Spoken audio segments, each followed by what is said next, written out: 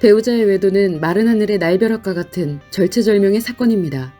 그러다 보니 그 아내 또는 남편은 자신의 어떤 것도 컨트롤하지 못하고 우왕좌왕하며 어찌할 바를 모르게 됩니다. 이는 여러분이 외도의 본질을 모르고 그것을 어떻게 해결해야 할지도 모르기 때문입니다. 그럴 때는 일단 다음의 10가지를 무조건 지킨 상태에서 먼저 외도의 정확한 본질을 알아야 합니다. 그렇지 않으면 자신의 감정에 휩쓸려 이제까지 자신답지 않았던 행동들을 하게 되는데, 이는 모든 것이 외상 트라우마에 의한 자기 파괴적인 언행입니다. 1. 친구 또는 지인을 가능하면 만나지 마십시오. 여러분은 현재 인간관계에서 받게 되는 모든 영향이 외상 트라우마를 확대시키는 방향으로 작용하는 상태입니다. 그래서 친구나 지인에게서 받게 되는 좋은 감정이든 나쁜 감정이든 전부 여러분의 외상 트라우마를 확대시킵니다. 2. 자신의 외도 문제를 절대 다른 사람에게 이야기하지 마십시오. 상대는 그것을 듣고 여러분에게 그릇된 조언과 위로를 하거나 여러분을 이용하려는 목적이 생기기도 합니다. 상대도 본질을 모르기 때문입니다. 그러면 여러분이 회복이 되고 난 후에 그 사람과의 인간관계를 정리해야 합니다. 3. 외도 관련 유튜브나 커뮤니티에 외도 사연의 글을 올리지 마십시오. 외도 사연의 글을 올리면 여러분과 비슷한 형편에 놓인 이들과 소통하게 되면서 외도에 대한 왜곡된 기준을 갖게 되고 위로와 공감에 의존하게 되며 외도 사연을 리뷰하여 글을 쓰는 것만으로도 외상 트라우마가 확대됩니다. 4. 배우자의 뒷조사를 하지 말고 외도의 원인을 이해하려고 하지 마십시오.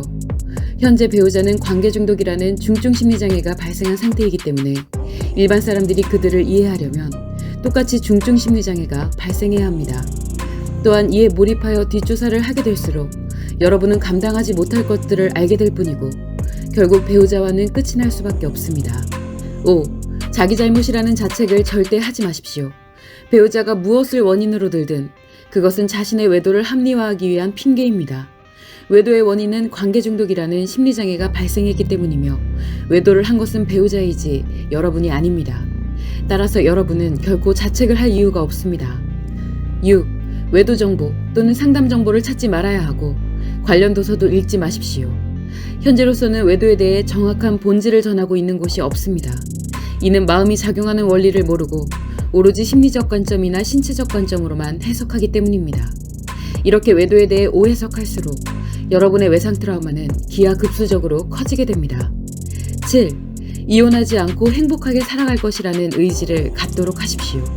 훗날 외상 트라우마가 치료되고 나면 언제든 이혼을 해도 괜찮습니다.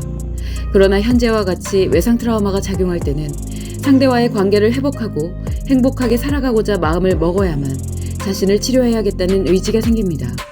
반면 이혼을 하고자 마음을 먹으면 치료의 필요성도 느끼지 못하고 잠재된 채 악화되어가는 외상 트라우마로 인해 그저 즐겁기만 하면 다른 것은 아무래도 좋은 그런 인생을 살게 됩니다. 8. 마음이 힘들고 고통스러우면 분노를 표현할 수밖에 없지만 분노를 표현할 때마다 자신의 외상 트라우마가 강해지고 이를 겪게 되는 배우자에게는 관계 중독이 악화되며 아이들은 심리가 무너진다는 점을 꼭 기억하시기 바랍니다. 9. 폭력 또는 폭언은 절대 하지 말아야 합니다.